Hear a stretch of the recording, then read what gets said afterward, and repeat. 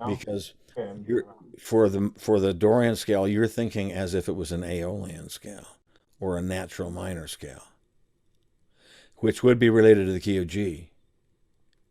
But if it's Dorian, Yeah. it's related to the scale down a whole step. So the D. That. It'd be related to D. Okay. Okay. Yeah, that makes sense. Yep. Because remember, Dorian is your second mode, natural minor is your sixth mode, Right. or Aeolian is the modal name for that, right? Yeah. Yeah. So you, you have to realize, okay, I'm not using the natural minor for my two chords.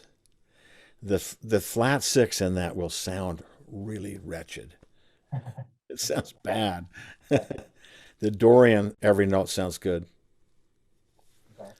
So the only difference between natural minor and Dorian is actually that sixth scale tone, which is major in Dorian and flatted in the Aeolian, but that flatted version doesn't work. Well, why not? It's in a totally different key than what you're playing in. Yeah.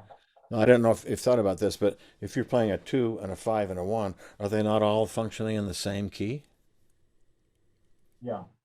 By definition, the Yeah. 2 is functioning in the key of the 1, Right. and Yeah. the 5 is functioning in the key of the 1, right? Yep.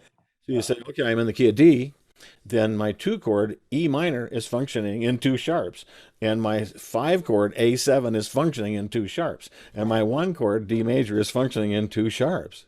They're all in the same key. Yeah.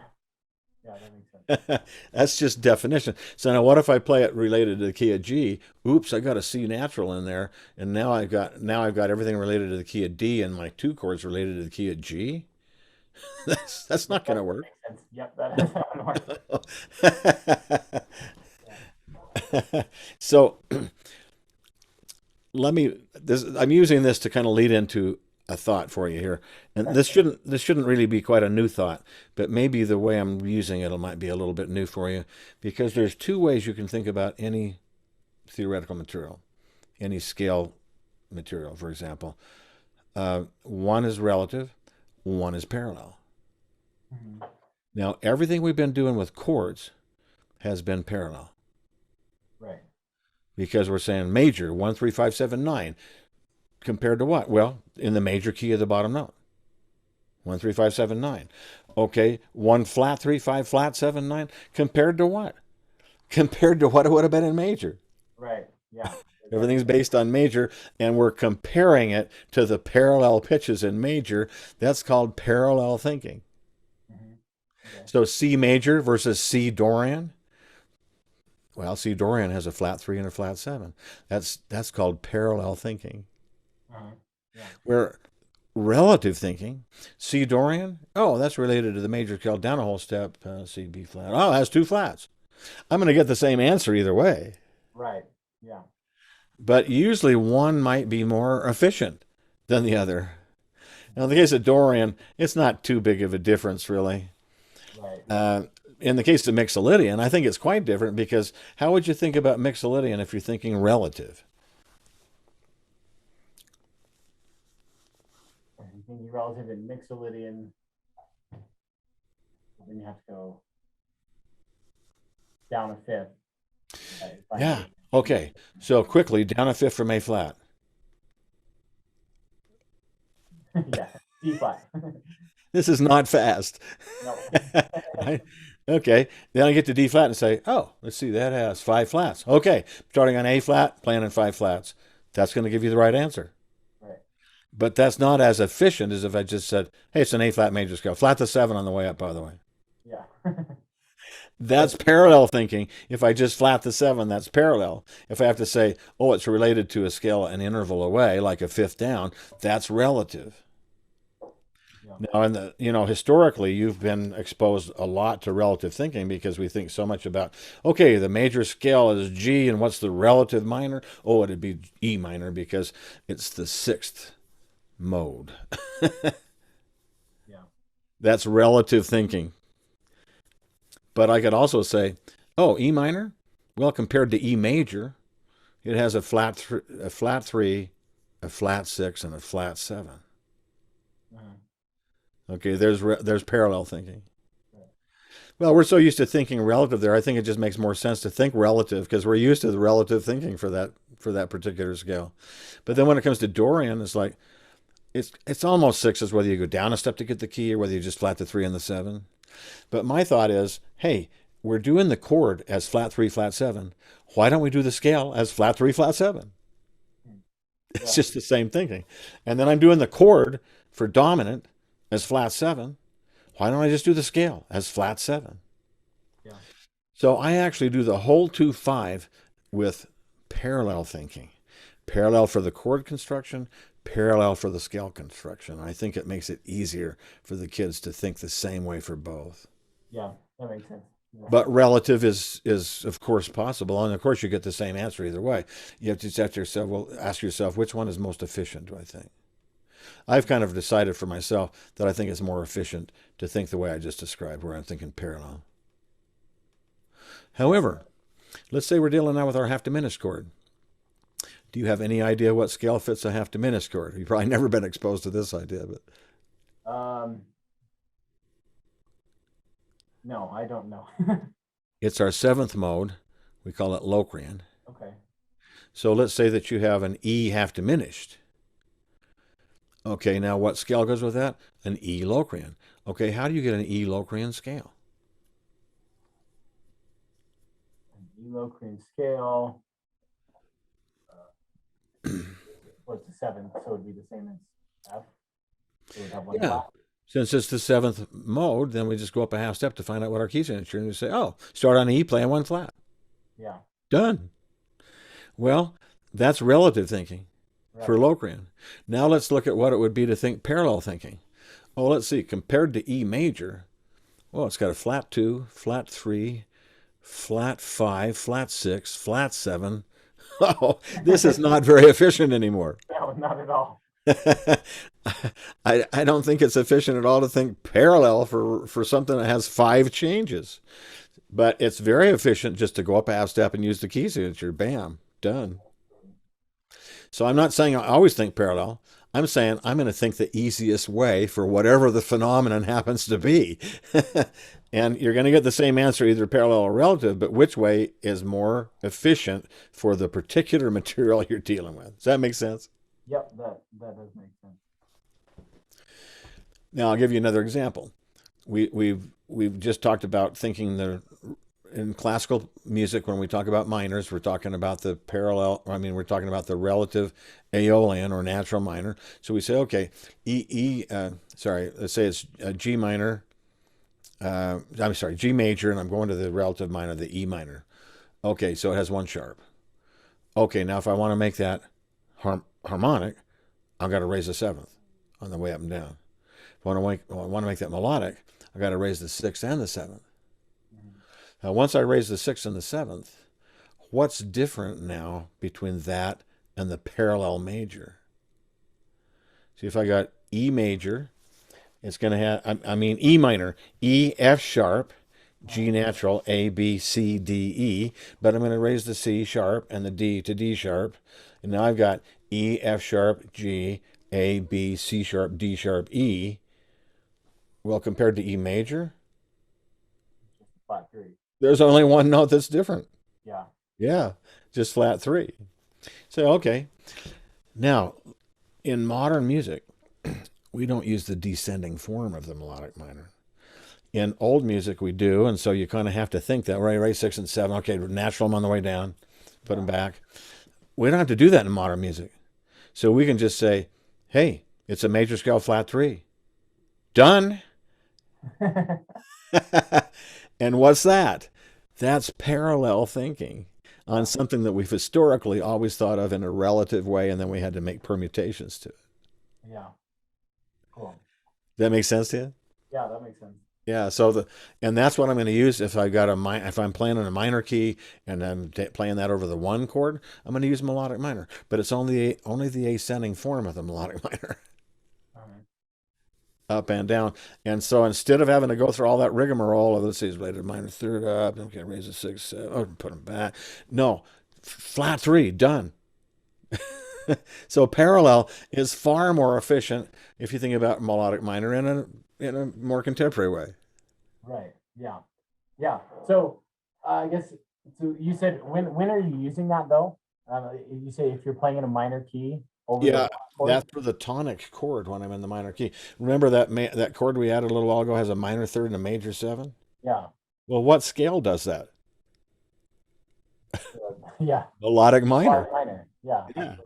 So if I have a minor chord that's functioning as a one, I'm going to put a major seven on it, and I'm going to use melodic minor scale Okay. Okay. to fit it, to match it. Yeah. Cool. That makes sense. This is kind of an unusual thought for classical thinkers because in classical music, we don't really pair scales and chords this way. Right. But jazz players, well, we need to know our chords. We do the chord study. We got our chords down. What are the notes that work best in between the chord tones? There's your scale. And the scale that fits that best is the scale that we say goes with that. Right. Yeah. Yeah. Yeah. That makes sense. Whatever's the most close sound to the chord. So uh, when I teach jazz theory, I always teach this idea of relative versus parallel, and we're doing all our chords as parallel thinking. And we're going to do all our scales that have only one or two changes parallel. If it has four changes, we've got to do a Phrygian scale. Well, it has flat 2, flat 3, flat 6, flat 7. It's almost as bad as the Locrian that also has the flat 5. But so I'm not going to think parallel on something that has that many changes. That's not efficient anymore. Now I'm going to think relative. Yeah. So I'm always going to think whatever makes the most sense. Mhm. Shame on me for being that practical. Not supposed to do that at a college level, right? But why not? Why not? You know? Yeah. Good. Yeah. All right. So we talked just a little bit about two fives and a major key. What are they? Got to have the root structure in the circle, and it has to fit minor, dominant to major, right? What if it's in a minor key? We've alluded to this, but we haven't really defined it. What are the chords that outline? What do we have to do to have a minor 2-5-1? In other words, a 2-5-1 in a minor key. Well, it turns out that the two chord is half diminished, and the one chord, because we're in minor, is going to be minor, but it's going to be minor with a major seven. And then the dominant chord still needs to be dominant, but it needs to be altered.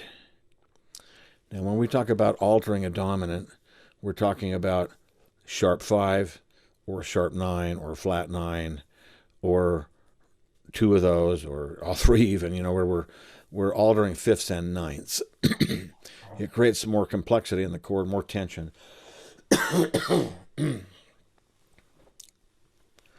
So if I went around the circle and did the same stuff with my minor materials, then I'd play a half diminished chord to a dominant with this that's altered to a one chord with a major seven.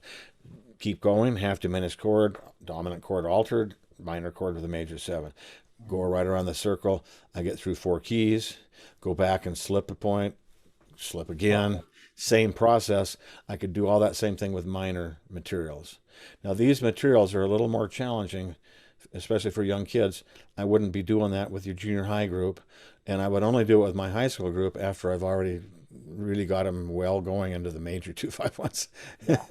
That makes sense. Then I could go back and say, okay, now I'm going to do it with scales, just like we did with the major two. I went Dorian, Mixolydian, major. Now I could say, okay, now I'm going Locrian. I haven't defined this yet for you. Locrian, then super Locrian, then melodic minor. Locrian, then super Locrian, then melodic minor. Locrian, then super Locrian, then melodic minor.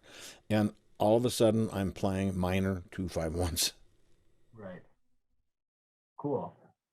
So Define what those are real quick. yeah, can before we go on, can the altered dominant? Did you say is there more than one way to alter the dominant, or is that Yes, what you're saying? Or okay, yes, because you could have a dominant that has a sharp 11. You could have a dominant that has a sharp 5. You have a dominant that has a sharp 9 and a sharp 5. You could have one that has a flat 9. You could have one that has a sharp 5 and a flat 9. Different combinations of alterations. There, okay, there are many ways you can alter a dominant.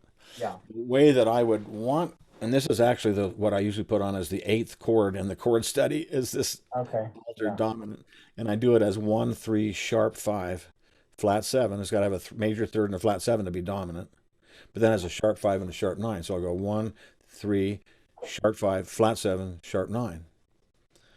That's a really good chord to know, but it's a little more complex to learn it, as you can see. Yeah. That's probably the one chord that's harder to learn than the half diminished chords. Okay. But by the time you introduce it, I've done some other things, as you'll see, that make it logical to do it, and it's not that hard after all. Okay. Yeah. But I'm going to alter the dominant. It has to be altered in minor. It may be altered in major, but it must be altered in minor. I'm going to go over to the piano in just a minute and let you hear all this so you can hear why. Cool. But let me define just a little bit more. Let's say that we're doing our 2 5 1 in the key of D minor. All right, so our two chord is E half diminished. Mhm. So E, G, B flat, D, F. It's a G minor 7 over E if we want to think of it that way. Mhm. What's my scale? It's that E Locrian. We found out that that's up a half step to F. Oh, start on E playing one flat. Yep. Okay. Now, what's super Locrian? As you can imagine, it's pretty darn close to Locrian. It's the same kind of thinking. What's the Locrian thinking? Up a half step to your relative major scale. What's the super Locrian thinking? Up a half step to your relative melodic minor scale. Okay. Okay. So there's only one note that's different, actually, between Locrian and super Locrian. So if you did that on E, let's keep it all on E for a minute. Uh-huh. E, F, G, A, B flat, D, C, D, E, Locrian. If Uh-huh. it's super Locrian, it would be E, F, G, A flat, B flat, C, D, E. Okay. So it's just the third that changes. Just the third in the parent scale has been flatted. Because remember, a melodic minor scale is just a major scale with a flat 3. Yeah. Okay. Cool. So it sounds really obtuse, but it isn't really that hard to get into it. Right. What if you're doing it on B? You got to C, so it'd just be a flat, an E flat. Is what you Yeah, would do. yeah. And I'm not afraid to codify key signatures like that. I'm going to say, oh, B7, yeah, that's one flat, but it's E flat. One flat is E flat. Yeah. Right. Let's do one on F sharp. So if you're on F sharp, then you go back step to G. So you'd have B flat, But you also have F, F sharp. F You sharp. start Oh, on F F sharp. sharp. Okay, yeah, Oh, this one has one flat and one sharp. yeah, What? Now, you have to be careful who you say this to. You don't want to get strung up. yeah, They were like, hey, that doesn't fit the Bach key system. No, it doesn't. But you know what? A lot has happened in 400 years. yeah. Right. I'm not afraid of this kind of thinking. If it makes it easier, why not? Yeah, yeah, absolutely. So let's say you're doing a super Locrian scale on C sharp. So we're on C sharp, we go to D. So they would have D, E, F natural, and C sharp. Just one sharp, Yeah, just one sharp. but it's C sharp. Yeah, That might be one of the easiest ones on the saxophone. I think that's the easiest scale. yeah, yeah. I see that. Sounds awful, but it's actually the easiest one there is. Yeah, So then so now it can get a little uglier if you put it in a hard key. Let's say we're doing an A flat super Locrian. okay. So if we're going A flat to A, so that's already strange. And then let's see, so we're gonna have A flat and a G sharp. Wait, that's the same note. Yeah, you're gonna have A flat when you start, but by the time you get up here, it's like, oh, it has an F sharp and a G sharp. F sharp and a G sharp. Yeah. It's an A minor. An A minor just has a flat 3, so it has C natural, still has F sharp and G sharp. So maybe it's better to call it G sharp. But it's kind of weird to say A flat and F sharp. But I think of that scale as having two sharps, F and G. Yeah. And that one we did on E, it has two flats, A and B. Right. Unfortunately, they're not all that simple to codify a key signature. But if it is, why not? Right. Yeah. Especially you're dealing with junior high kids, and he's got an altered dominant, and he doesn't know what to do with it. And you say, "Hey, let me show you what to do here." And this is actually how I have a kid do that. Just pick a key, any key, D flat G flat, or D is what I said, but either way is fine. D D flat. flat. Okay, D flat. Okay, so then what I would do is say to the kid, play a D major scale.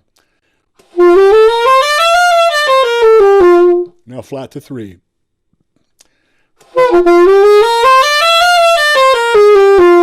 One more time. Start a half step lower, play the same notes. C sharp super locran. Yeah.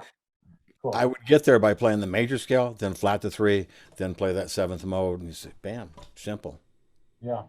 Yeah, that really is. Very cool. Yeah. So if the materials that I need for a minor 251 then are locran to super locran to melodic minor. That's going to give me the 2 and the 5 and the 1. Mhm. Make sense? Yeah. Yep. It does.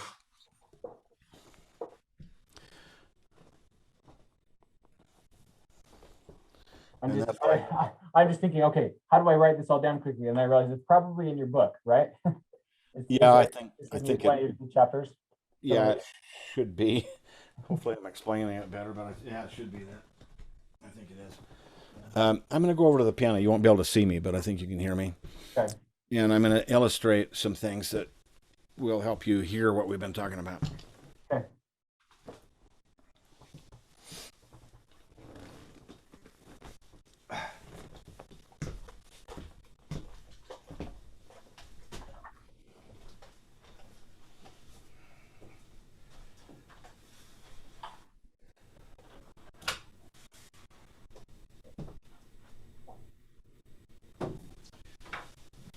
Okay, so 251 in major.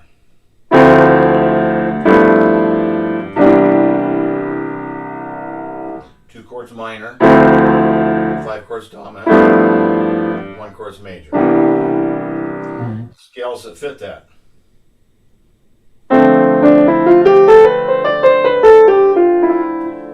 D Dorian. What if I play it Aeolian? Whoa, that flat. Yeah. Yeah. Yeah, okay. All right, and for the G7.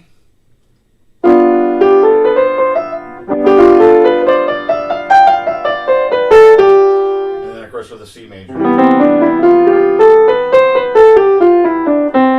So those are our basic materials for major. Mm-hmm. Now, let me go back a minute. In chord progressions, your 5 chord should also always be your most intense chord, right? Mm-hmm. It creates the greatest tension so that it resolves home. So if you've got hymn level tension,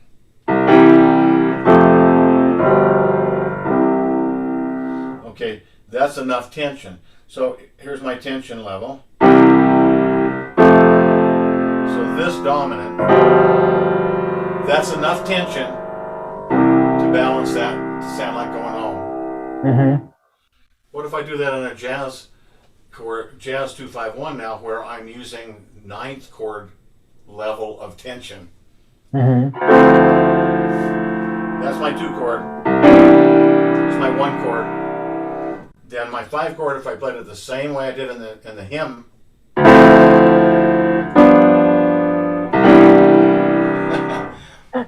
Yeah. there's more tension in the 2 chord and the 1 chord than there is in the 5 chord. Right. That's just not that's not happening. So I have to play it. Got a lot of tension in this to balance the tension level of those others. Mm-hmm. Now, if I'm in a minor key,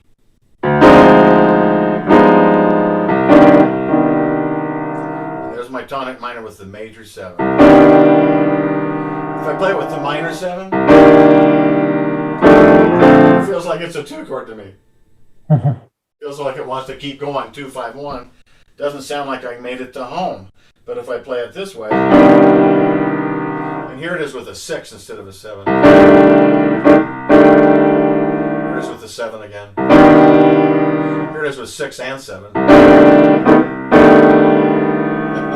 That's going to have a tonic sound to it. Sounds like we're home in minor. Yeah. That doesn't sound like a tonic to me. It wants to go. It wants to go on. Uh-huh. Does that make sense? Yeah, that does make sense. That makes sense. All right, now what do I do to get enough tension in the 5 chord when my 2 chord has this much tension? That's my 2 chord. Here's my 1 chord. Now if I played the level of tension we had in the hymn, it'd be like.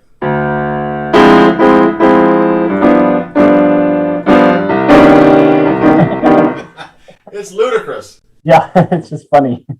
I need a lot of tension in the dominant chord. I can only get it if I alter. Yeah. And that's why I'm doing this. This actually has a sharp 5 and a flat 9.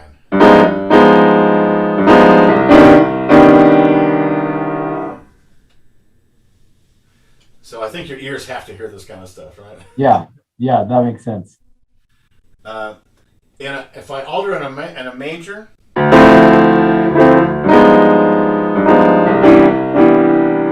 it's beautiful.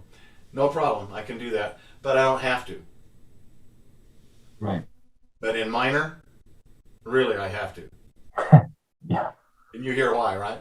Oh, yeah. Yeah, it was. Or else it doesn't make any sense. No. Now, if I illustrated the scales for minor 2-5, this is my 2 chord. Sorry, sustain pedal here. Oh,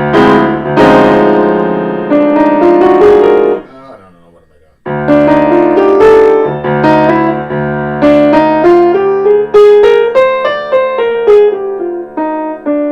doing? That's the Locrian mode against this.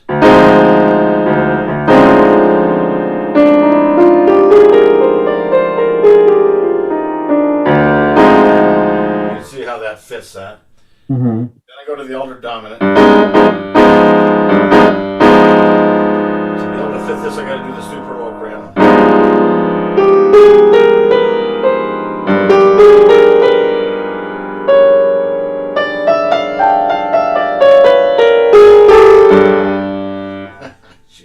I'm a terrible pianist. I'm sorry.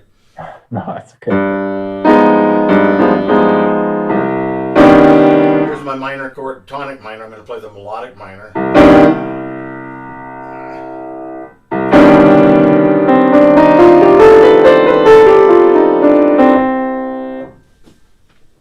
Yeah, so, and by the way, when I'm teaching chord progressions to the kids, I'll say, look, if I'm in a key, I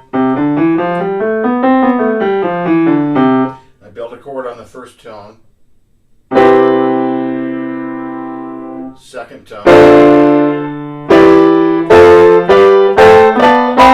So we call those chords 1, 2, the 1 chord, the 2 chord, the 3 chord, and it gives us a way of talking about how the chords move. So I can, I'll illustrate the hymn thing like, okay, 1, 4, 5, 1, but I'll also illustrate stuff like this. 2,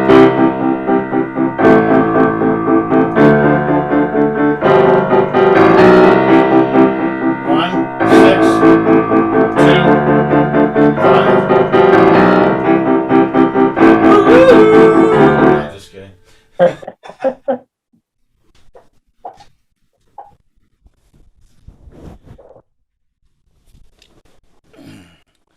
I think it makes a lot of difference to hear that stuff so you can say, oh, I see why you're doing that. Yeah, especially what you were saying about the needing the altered dominant in the minor key. I was like, okay, sure. And then, but as soon as you played it, I was like, oh yeah, absolutely. Without it, there was no resolution. That just didn't make any sense. Right. So this is kind of the foundation of jazz theory. Yeah. And most tunes you can explain as either minor 2-5-1s or major 2-5-1s, juxtaposed in different ways, shifting through different keys. Oh, this is another thing about functional harmony. In classical analysis, you're kind of required to keep everything in the same key. You've determined what key you're in, and then you got to keep everything in the same key until you can prove that it modulated. Right. Well, in jazz, let's say I'm just doing Satin Doll. It goes D minor G7, D minor G7, E minor A7, E minor A7, D minor G7, A flat minor D flat 7, C major. You say, okay, what key am I in? Well, I'm in C major. But I'm not going to be going, let's see, that's like 2 5 2 5. Okay, and then it's like 3 6, but it's not really 6 because it's dominant. 3 6 3 6. 6 should be minor. 2 5 D minor. Oh, A flat D flat. Yeah, A flat minor. Let's see. Is that like the flat 6 minor and then the flat 2 dominant? And then Right. we're not going to think it this way. We're just going to say, hey, it modulated. Because the way we think about it and the way we actually improvise on it, we're going to say, okay, I'm in 2 5 1s in C, so I'm playing in no sharps or flats. Now it goes to 2 5 1 in D, so I'm playing in two sharps. It goes back to 2 5 1 in C, I'm playing in one sharp. Well, I mean, no sharps or flats. Now it goes to 2 5 in G flat. I'm going to be playing in six flats. Okay, now it goes to C major. Okay, back to no sharps or flats. It modulated several times. Yeah. Yeah. I don't feel compelled whatsoever to try to hold it all in the same key. Even though there is kind of a prevailing general key, it's going to shift through different key centers. And I'm not going to think trying to keep that in C when I think about the materials that fit that. No, it's going to be E Dorian and A mixolydian. When I go E minor A7, it's going to be functioning in two sharps. It modulated. Yeah. That makes so much sense. I like that meant so much to me. Thank you. There's been so many times where I've heard people talk about, jazz going through lots of different keys. And there's Yeah. so many times I've looked at a like a lead sheet and I'm like, okay, no, I don't understand what it's doing here. How could I try and explain to my students what's going on here? I don't even know what's going on here. But Right. the way you explained it just now, I feel like that gives me some tools Yeah. to think about it in a different way. I've been trying to think about it classically. So Yeah. very And it cool. doesn't work. No, It I isn't bet. practical because you can't improvise on it that way. Yeah. And see, this is the thing that's kind of different between jazz players and classical players and the way they treat their scales and stuff. Is classical players, okay, they're working on their chops and they get the technique together and everything, but they don't really use this stuff to make music spontaneously. you Yeah. know, they're not really applying it like jazz players. We use this stuff, we're applying it to actually create music. Right. We're Right. spontaneous composers. I mean, we got to have the stuff more usable, more accessible, more fluid. Mm-hmm. Mm-hmm. We can't That's have it be stuck over in that theoretical dark room over there. right. Yeah. And that's so exciting. I think that's so exciting. Yeah. And this is one of the reasons I love teaching jazz because I think you can get at a lot of stuff about making music faster. It lends itself to that Mhm. because of Yeah. the creative process that we're involved in. So, Right. Yeah. I, yeah. I like that a lot. I like that a lot. So I don't want to bowl you over, but I think we haven't done that yet, have we? I mean, you're comprehending everything okay, and Yeah, I think so. I mean, I feel like I think I'm getting it. I'm not overwhelming you. No, no, I definitely there's a lot of it. Like you said, I'm not to a point where I can like totally apply it all the time, but I think I'm following along. So, Yeah, good. and I feel like some of these things I've heard before, but they went, right through me. But Yeah. I, it's starting to make sense. Well, I am trying to create a foundation so that you can branch out and get information other places and understand Right. what you're hearing. Yeah. Yeah. Yeah. Just looking ahead here a little bit. We already did some 2 5s on our syllabus. I had tonight for more on jazz articulation and more work with swing style, which we did. A little more on improvisation. We need to do more of that. Laying a foundation in jazz theory and analysis, teaching jazz theory, relative versus parallel thinking, chords versus scales. We kind of got Okay. through all that, Hmm. I Yeah. think. Uh, and then we talked a little bit about stuff that's actually on the list for next time, which is how the 2 5s work in Yeah. major and then how they work in minor. Yeah. Let's actually get into an improvisational vehicle. And when I say Okay. vehicle, there's a lot of different kinds of vehicles. Like modal tunes, blues tunes, rhythm changes, bebop type tunes with a lot of 2/5s in them, Mhm. things like that. Let's get into blues. Okay. And there's different thought theories on this about with young kids, is it better to start modal or is it better to start blues?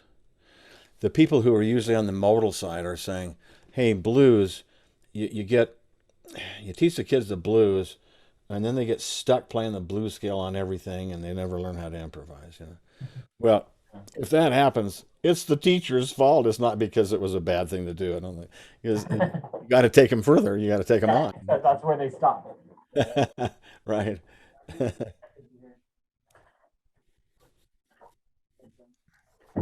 But let's start with the blues and tell me a key that's pretty comfortable for you, an octave, pretty comfortable for you. If I were in the key of F, F, okay. Let's see. Are you playing in F then, or are you playing in C? so I'm playing in my C. So Your yeah, C. Okay. concert F. Yeah. Concert F. Okay, great. Learn this little tune with me.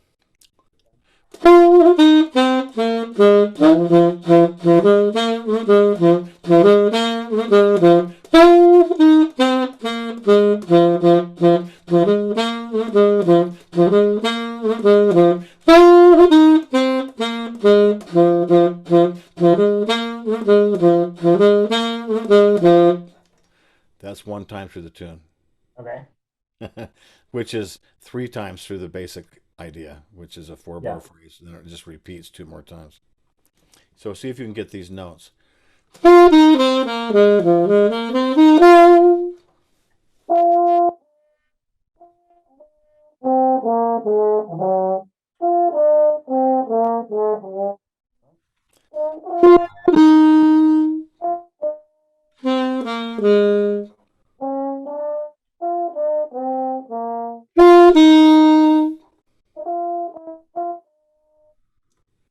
Yeah, that note's a little slippery for you. It sometimes slides up past that.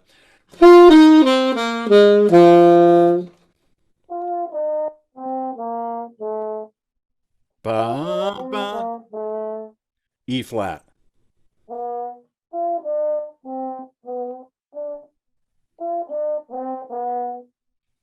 No.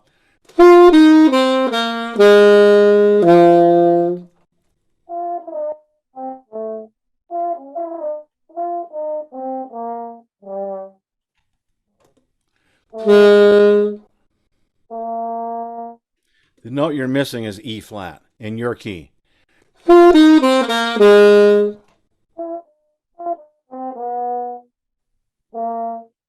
doesn't sound right.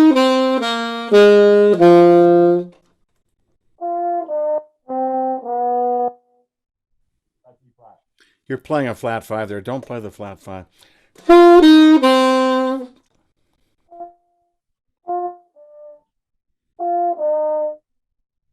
You may have a preconceived idea that I'm giving you a blues scale. I think You may have a preconceived idea that I'm giving you a blues scale. I'm not.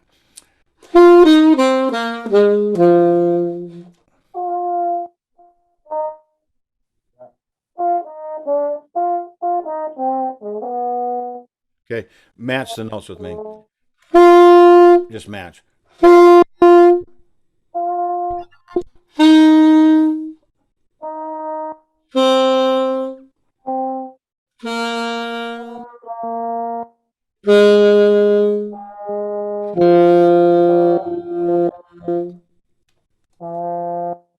You just back this.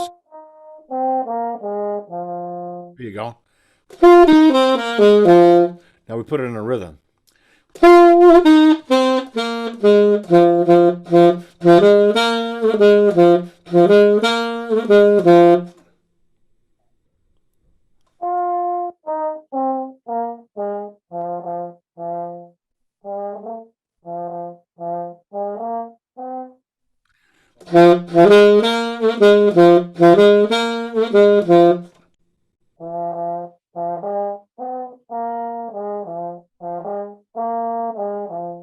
Yeah. So the first note's like on the upbeat. It's an eighth rest, and and then it's a dot or quarter. It's a bois.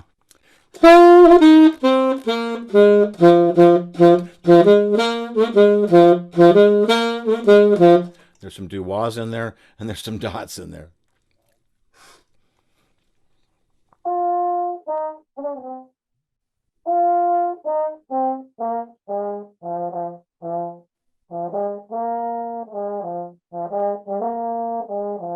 That's it. That's it. And then it happens 3 times in a row. This is an actual tune. This is a real tune. It's called Sunny Moon for Two. It's by Sonny Rollins. It sounds familiar. I feel like I've heard it. Yeah.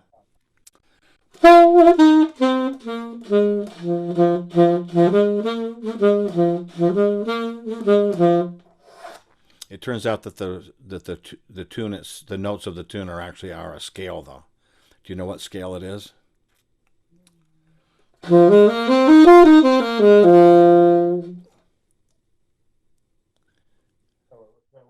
we're gonna see we got a flat 3 and a flat 7.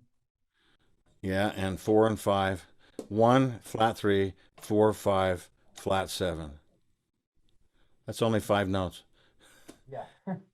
Pentatonic, Right. Okay. Yeah. but it's a minor Minor pentatonic. Yeah. Minor pentatonic. 1 flat 3, 4 5 flat 7.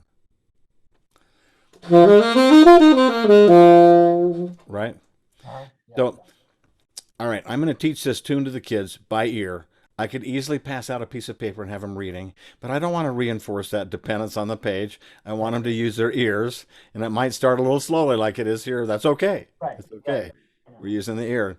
And then I get them doing the rhythm. At the same time, they're hearing articulation, and they're hearing swing feel and stuff like that, that I'm leading them into. And then after we've got it down pretty well, I'll have the rhythm section play, and we'll play a blues. We'll actually play this tune against the blues, and then we hear how it really works nicely. I could do that. I could throw on a play along. You could hear it with the play along, but maybe we'll do that in a minute. But then I'll point out, hey, guess what? This is actually a scale. Cool. Let's play it as a scale, down and up. And then maybe later up and down. Or if we play it more than one octave with a group, you have to. It's hard to deal with octaves, but.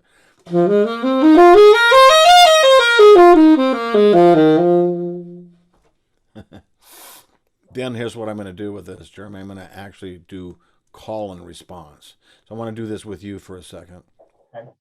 I'm going to start pretty simple. Now you know what the notes are. I'm not going to play anything except what's in that minor pentatonic scale. So you know what the note possibilities are. Right. And then I'm going to ask you to copy what I do with which notes I'm choosing, what order I'm using on the notes, and what rhythm I'm using, as well as what articulation. But Yeah.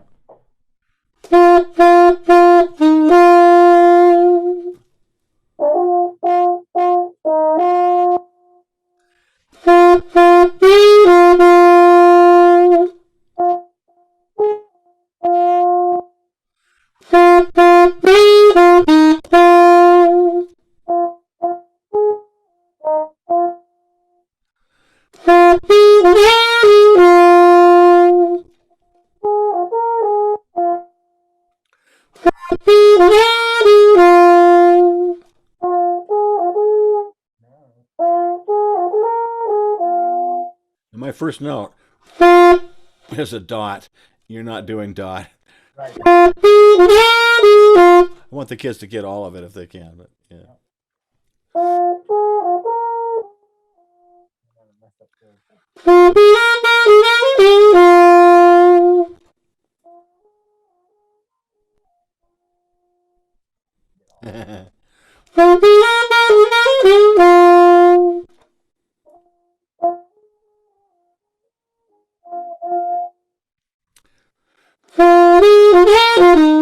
Sorry.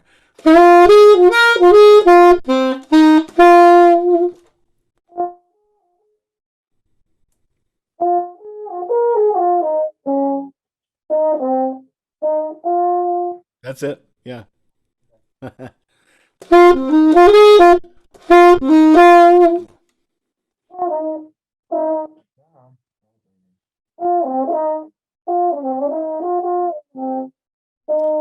So you're doing more slurring than we really allow in swing style, right? Yeah, you're right. I am. I'm so focused on the pitch, all of a sudden my other stuff isn't Yeah, working. I understand.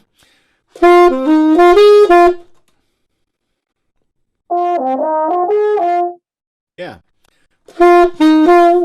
is all I add on. Yeah.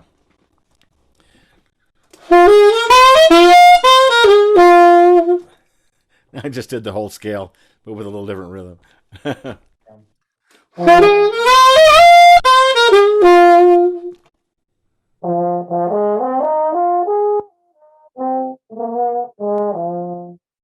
Yeah. All right. Now, after I've done a lot of this, now the kids have a lot of ideas of how they could use those materials to create melodies. Right. Yeah. We say, okay, now we're going to all solo on this. Let's just string some of those ideas together. So, and actually, maybe I will throw on a play along with this so you hear it. And you could do this with a play along, or you could have your rhythm section playing it live. Yeah.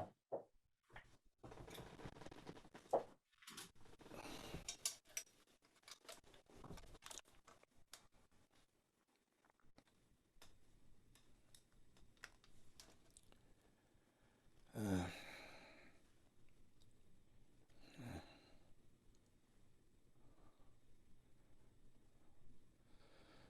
Now you had volume 54, I think. For Volume 54 was that Maiden Voyage album. It seemed like you had that last time. oh yeah, I think Yeah. yeah, I've got it. Yeah. Number 10 in there is an F blues. Okay. So you could actually use the track for number 10 and do the stuff we're talking about over that track. Cool. So I'm going to see if I can find that real quick, or at least something like it. Uh,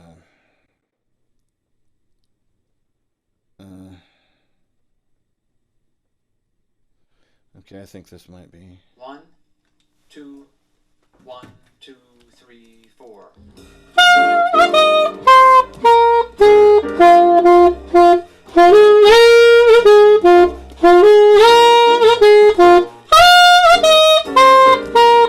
It's kind of slow, but did you get the idea?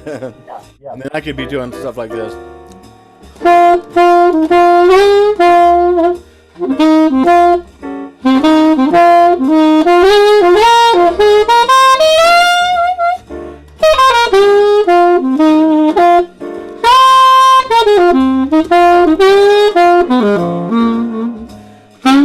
I started playing the changes right. Just stick with those notes only.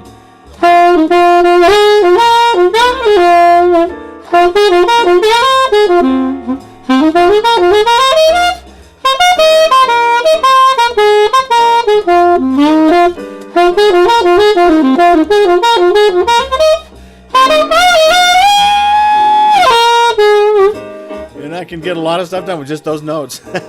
Yeah, yeah. Sorry, it's so slow it makes me want to double time it.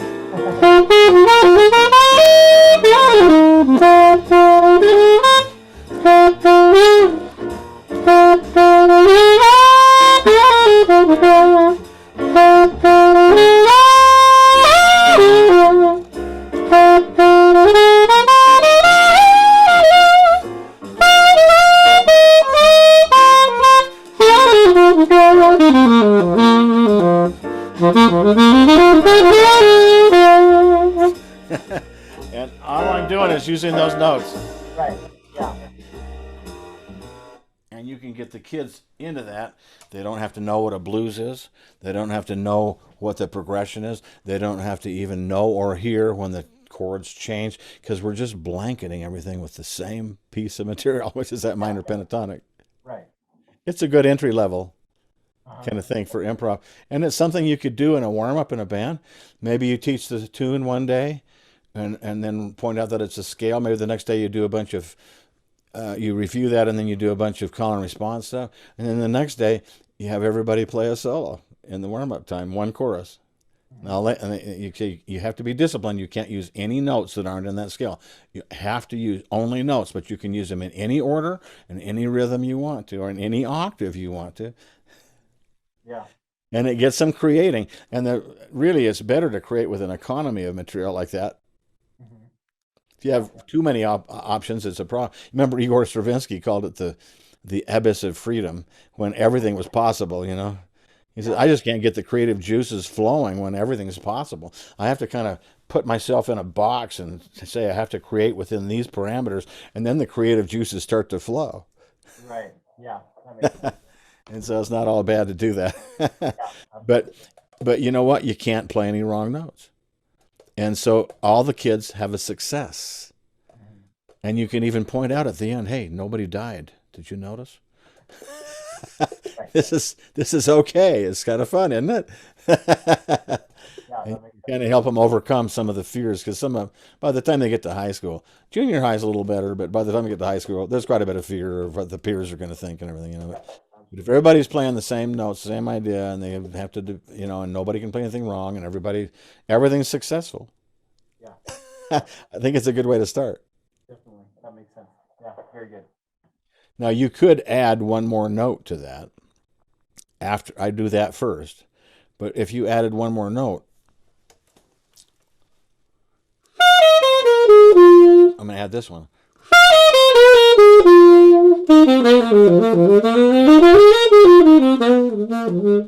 That's now the blues scale.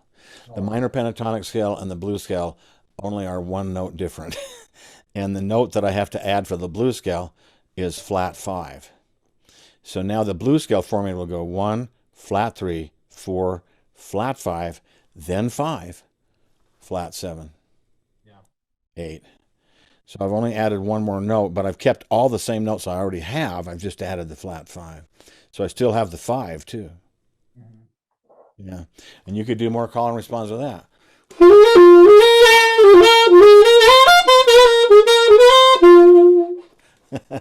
And then play around with that for a bit. Yeah. Yeah. This is what I call horizontal playing. We're blanketing the whole chord progression with the same material. We're not worried about. Now the next step, and we'll talk about this next time, is okay. Now how do we actually get to playing the changes on this? Mhm. And we'll get there. But this is how I would start. I'd get going on the blues like this, where you can't do anything bad or wrong. Yeah. Yeah. Which is a good way to start. And it honestly doesn't even matter what the chord progression is. I could play chromatically, and I can play all this stuff over, and it sounds just fine.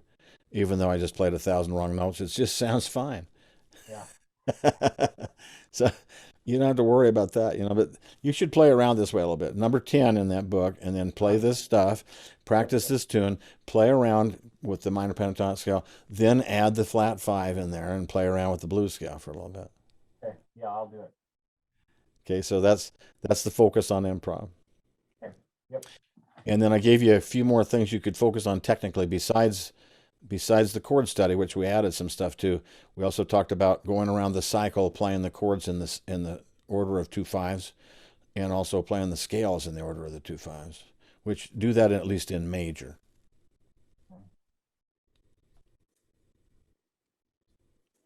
Yep. Keep reading in the fake book tunes. I'm just trying to help you build your jazz chops a little bit too, so that I mean, if you can pick up your horn and say, "Hey, do this," it makes all the difference in the world. Oh, absolutely. Yeah.